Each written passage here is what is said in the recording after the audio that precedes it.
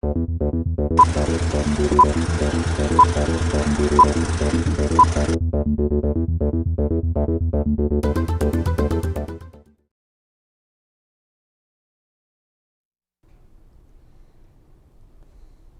and welcome to another fantastic episode of ReelTV. It's a first. I have a piece of paper today.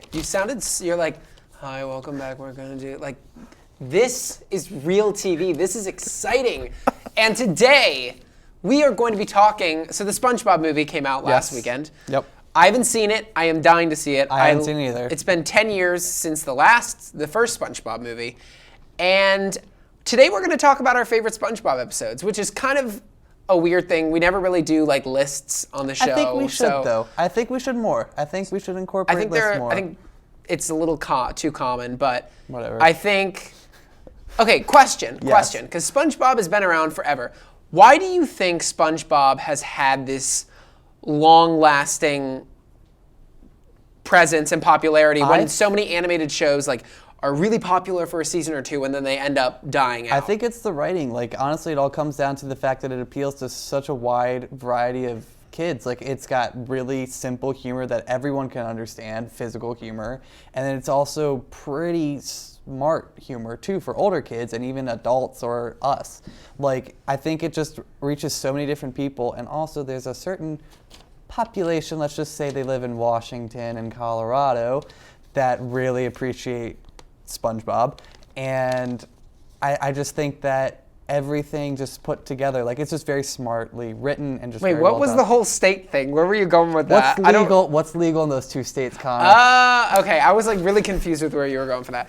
But we are going to talk about favorite. Okay, judge me. We're going to talk about favorite episodes today. So why don't you kick it off? What's your number 5? My number 5 is Pizza Delivery. Krusty Krab pizza is the pizza for you and me. And that's why. I don't know. That song is, I so distinctly remember watching this show with my dad on Saturday mornings.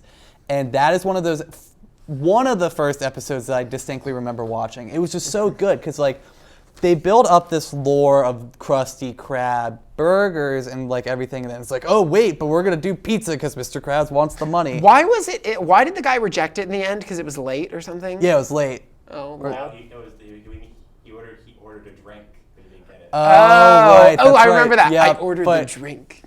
Yeah, but I just, everything put together it was just such a good episode, and it just, you got to see Squidward and SpongeBob. That's my favorite dynamic on the whole show is Squidward, and my top 2 episodes are that dynamic. Mm-hmm.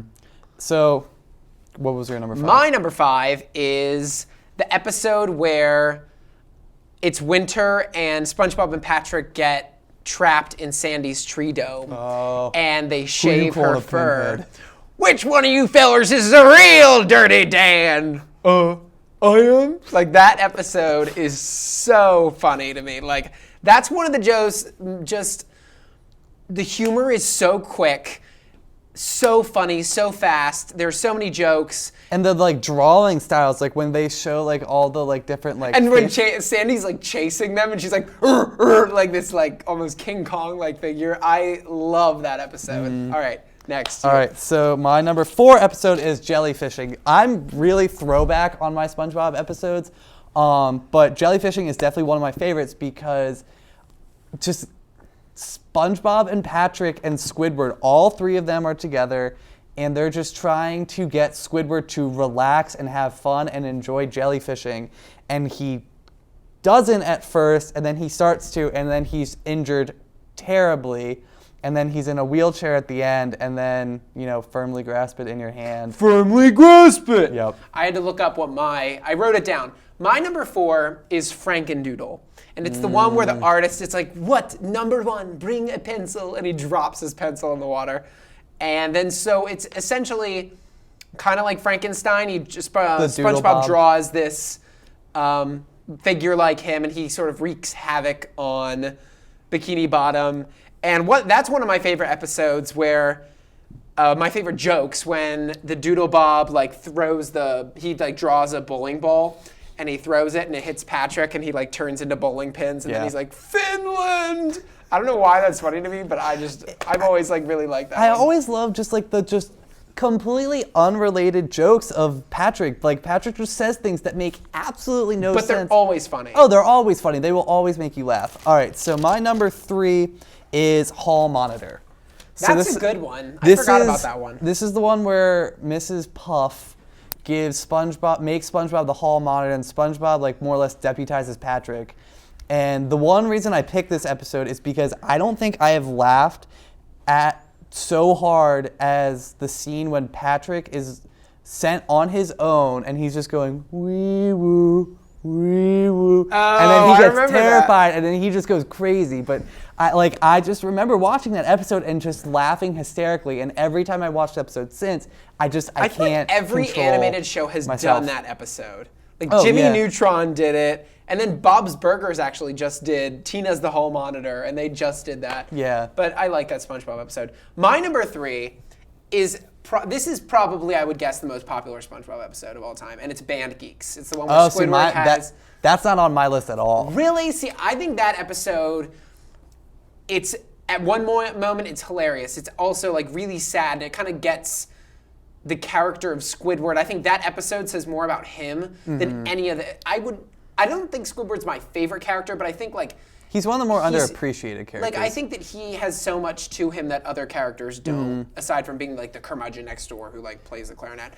And I just think that's one of the funniest episodes too. Like I love the sweet victory, and he's like playing the thing, and the Bubble Bowl, and I don't know. I just remember weird things about it, like where Plankton's like running across the harmonica. He's like, whoo, he like runs it, whoo, and then I love where they get into the fight with all the instruments. Yep.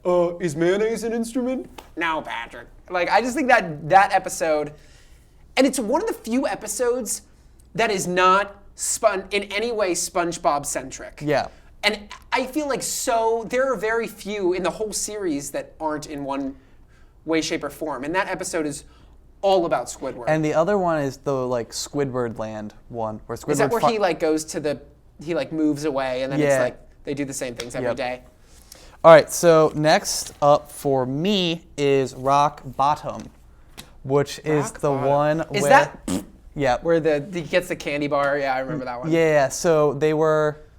SpongeBob and Patrick are like on a bus, and they miss their stop for the bus, and the bus drops off, and they go down to like rock bottom where it's like pitch black, and they have like no money or anything. I've always loved the animation design of that episode, where the bus just drives 90 degrees down, and like when the people run on the bus, there's 80 of the fish, and it's like one quick sweep. That was a complete random thing, but I love the animation in that episode. I think that's why I love the episode so much. It was funny, it was a little bit dark, it was serious, it just had everything, and it was just so visually appealing too, because it was so dark and very contrasting to what the entire series is about. That's a good point. 2, I forgot. Give me a quick sec. This is really bad. This one I love, and it's called... our expensive set fell apart. No, it's called Just One Bite. And it's the episode where Squidward eats his first Krabby Patty.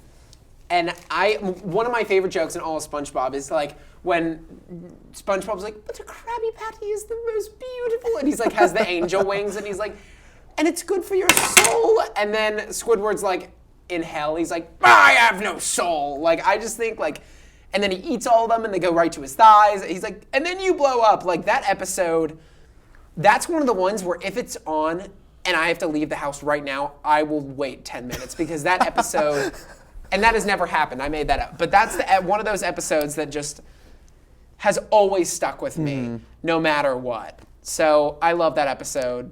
Also, I just think the SpongeBob-Squidward dynamic is so good. And I think the Patrick-SpongeBob dynamic, as funny as it is, it gets old after a while. It's very repetitious. Yeah.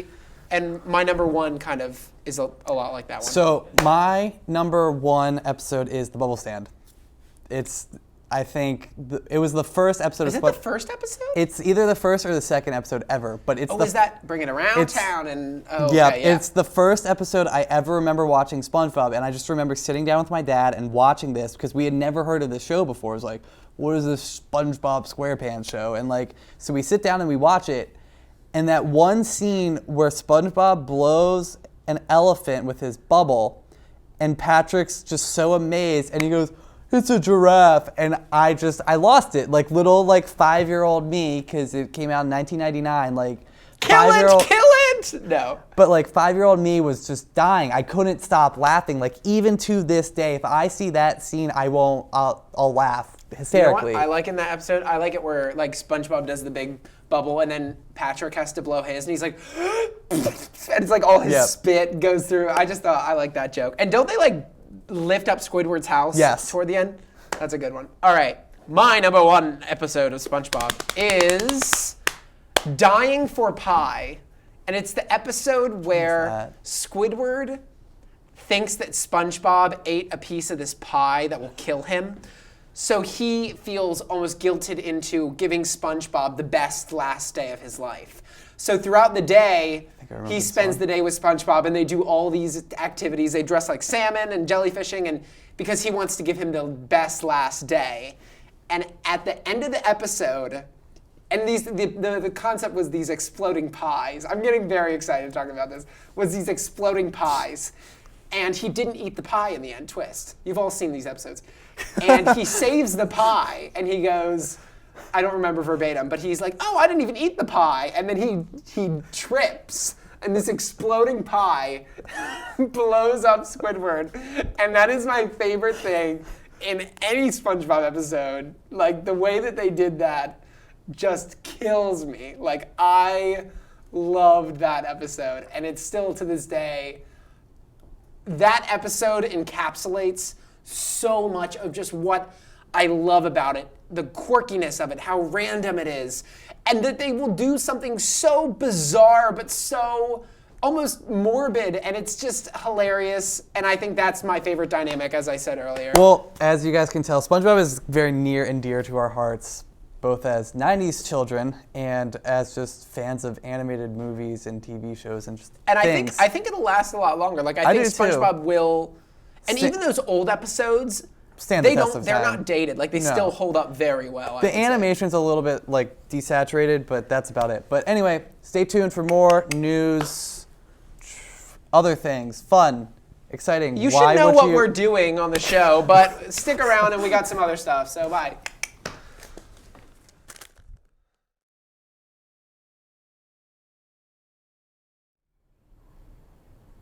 Hello and welcome back to ReelTV. I'm Alana Richardson. And I'm Connor Smith. Next Friday, 50 Shades of Grey and Kingsman: The Secret Service are being released in theaters. Kingsman: The Secret Service tells the story of a super secret spy organization that recruits an unrefined but promising street kid into the agency's ultra-competitive training program, just as a global threat emerges from a twisted tech genius. The film is based upon the acclaimed comic book and is directed by Matthew Vaughn, who he previously directed X-Men First Class and Kick-Ass, which I love Matthew Vaughn. I think he's great, and heard good things about this one too. In 50 Shades of Grey, literature student Anastasia Steele's life changes forever when she meets handsome, yet tormented billionaire Christian Grey. Ooh la la! The leads are played by Dakota Johnson and Jamie Dornan, and the film is directed by Sam Taylor Johnson.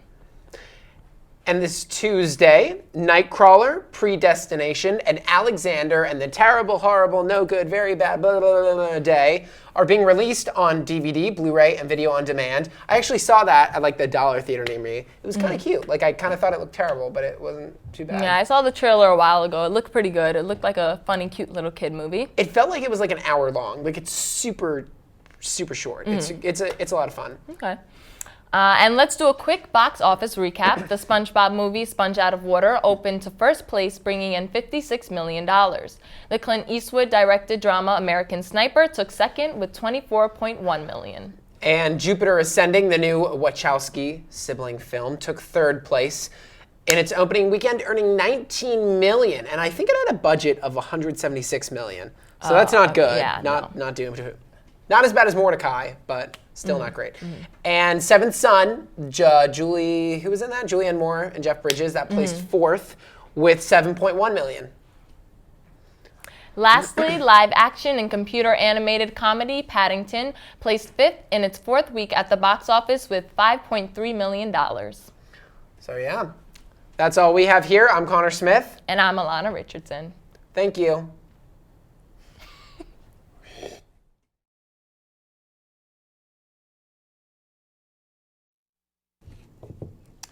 Hello, everyone. While we are all trying to fill in the time between The Walking Dead starting tonight, there's some news that happened. Look at all this with our hands. Can Yeah, we take a second very, to like, appreciate that we're all proper. like... Very proper.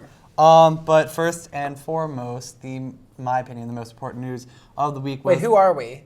Oh, Who? I'm Kelly course. McNamara. I'm Connor Smith. and I'm irrelevant. So That is true. what we have in news is Felicity Jones was cast in the Star Wars spin-off movie. This is pretty big news because it's a female lead, first and foremost. A lot of people thought it was going to be a Han Solo-based movie or a Jango Fett, Boba Fett movie. But it's not because the star is a woman, but that could change. I don't know. But a lot of people are speculating that it could be based on the Episode 7 canon. So how do you guys feel about this casting? I love Felicity Jones. Yeah, I'm I think into that her. she stole. I mean, she didn't steal, but she was great in the theory of everything. Yes. And I think that like she has that presence that could lead a Star Wars film. And I think like I don't She really know. does. She has like a leading lady presence. Like when Yeah. you watch her, like you can't like almost take your eyes off her. But like the thing is with Star Wars, like all those actors, barring Harrison Ford, weren't really that good of or known actors. That's a good point. I mean, they Yeah. all Mark were, Hamill's like, it's my destiny, guys. and like they all weren't in the Screen Actors Guild, more or less for a reason when they like cast them in the movie. But I mean, it's just interesting because like, what is a Star Wars actor? Yeah. Like, What mean- is acting? I think it's a good. Like I mean, she's not like so big. Where like it's not like Jennifer Right, Lawrence, where you're exactly. like people are just going She's to a see good the level. film for her. exactly, Like, and I think that's what a good Star Wars actor is somebody that's not very well Yes. known. See, I don't even really care so much about her. I mean, I do, but about like What is it? gonna be who's out? the title character of this? Yeah. And is it Yeah. like it could still be like a Han Solo or a Jango Fett movie, but she's just the other lead. Well, Like I'm confused you with kind how of wonder like who else is going to be like, you know what I mean? She is like in the middle of being known but not too well known. So you're wondering who else is going to be cast. Yeah. Like are they going to be I unknown? still think that the most exciting casting news from all this Star Wars hubbub is I'm just drawing a blank on his name, but he's the it's black- me because I sent in an audition tape. It is Connor, I actually but- did do that and didn't hear anything back. But- See, George Lucas. J.J. Abrams. J- Come on. Yeah, He's you don't even involved. know the But director. anyway, We're gonna talk for 8 minutes about Star Wars. he's the kid that was the stormtrooper in the trailer. What's the actor's name? I don't know. Anyway, He keeps coming up. We need to learn his name. Yeah, I do. All right. Anyway, so next other big news: Neighbors 2, Seth Rogen, Yeah. Dan Franco, and I don't know how I Zac feel about Efron. this. I don't think it's going to. It feels like one of those, like a Pitch Perfect 2, where they're going to make a sequel Yeah. that's exactly like the first one. So I don't really. Home Alone 2, Or Hangover like 2. Hangover 2. Like there's no reason for it. Or do you think that they're going to be just super like open with the fact that what else can we do with this like 22 Jump Have Street? they done sequels before? Has Seth Rogen done? I'm trying to think. Like, there's no. Has he what done sequels? No, but I like how he works with the same cast. Like I do like how he works with James Franco, even though Interview sucked. But I did like how he like works with the same cast, almost like a sequel, because like how they have chemistry. I think I would rather Neighbors be something like that. Like if you wanted to work with Zac Efron or Rose Byrne, Do like another do story, another yeah. story. Like you don't need to do exactly like. I hope it's not like I Neighbors. think it's only because like they made so much money, and They that's, made so much money, and I loved Rose Byrne's character. In it. Oh, Like, I she loved stole the her, movie, yeah. so I really just hope that like.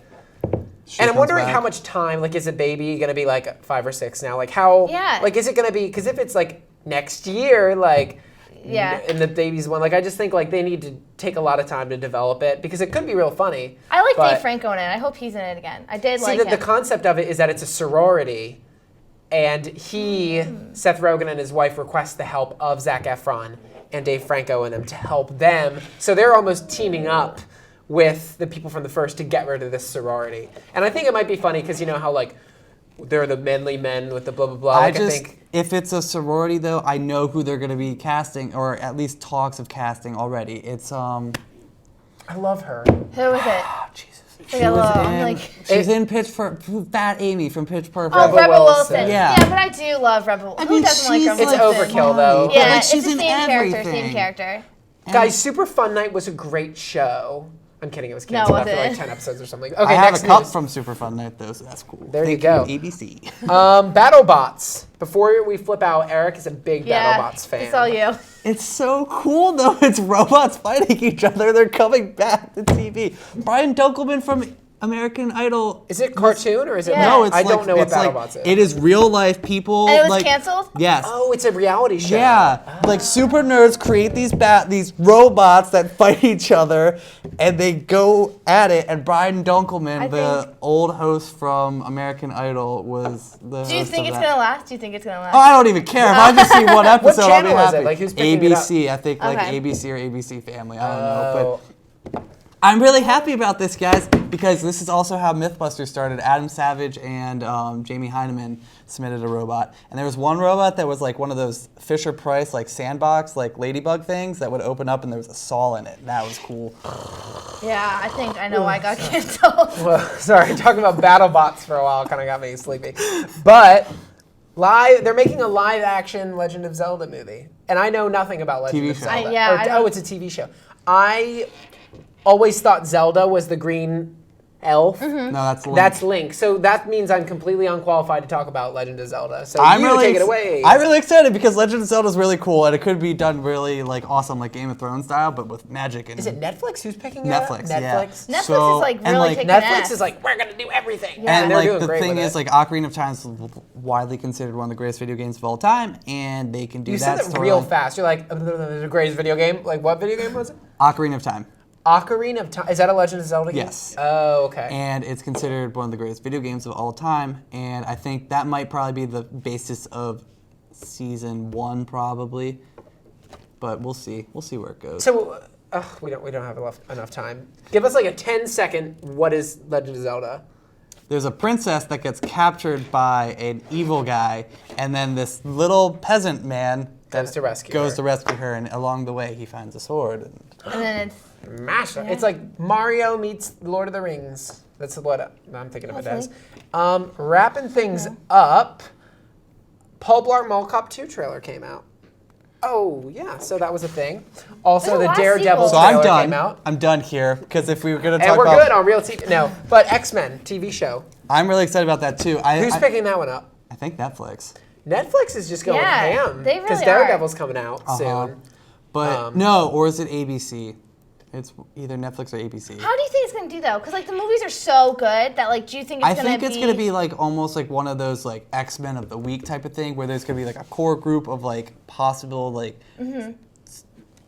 the like secret people underneath Charles Xavier that are like out to find these X-Men, and it's gonna be really like underground like That would be interesting. characters that we've never Like heard something of before. different, like either characters you never heard of, or like if they focus maybe in a character's life that you don't see in I the think if movie. it, like if it's these sort of individual character studies, like who are Yeah. these individual mutants, that could be really interesting. yeah. I would love to see a Dazzler episode. Just throwing that out there, but But real quick, I almost think like if I don't know if as many people are going to tune into these because I think Yeah. it's overkill by Yeah. now. Like there's so many many. superhero things. like Arrow does well for CW, Flash does well for CW. But even Agents now of it- Shield, no, like no, the ratings yeah, aren't great for that. They have like Agent no, Carter. they're doing really well. No, it's okay. Like it's just I solid thought it was for doing them. really well. No, I like the Agent show. Carter didn't do well either. I thought ratings-wise. I thought it premiered really well. Yeah, but then like the ratings kind of dipped Oh. out. I haven't watched- Critically, I yeah. think they were both positive reviewed shows, but I just think like It's just people just don't overkill, care yeah. as See, much. with Agent of Carter, which is why I haven't watched it yet, the first episode's an hour and a half long. Like, who has time for that? If it was on, Walking 7 Dead, I million would have people time have for time it. for that. Yeah. It depends on your show. You have to build, I think, a fan base to have an hour and a half. Like, Length episode. hopefully, Walking Dead will be. Speaking of an hour and a half episode, Better Call Saul's on tonight too, and that's an hour and 15 minutes, so we'll find out. Yeah. But that's all we have here on ReelTV. I'm Connor Smith. I'm not the danger. I am the danger. I know, Holly there he McNamara. goes. Kind of messed up that quote a little bit. Yeah, you screwed it up. That's okay. Oh! Who lives in a pineapple under the sea? SpongeBob SquarePants! Absorbent and yellow and porous is he. SpongeBob SquarePants! If nautical nonsense be something you wish, SpongeBob SquarePants! then drop on the deck and flop like a fish. SpongeBob SquarePants! Ready? SpongeBob SquarePants! SpongeBob SquarePants! SpongeBob SquarePants!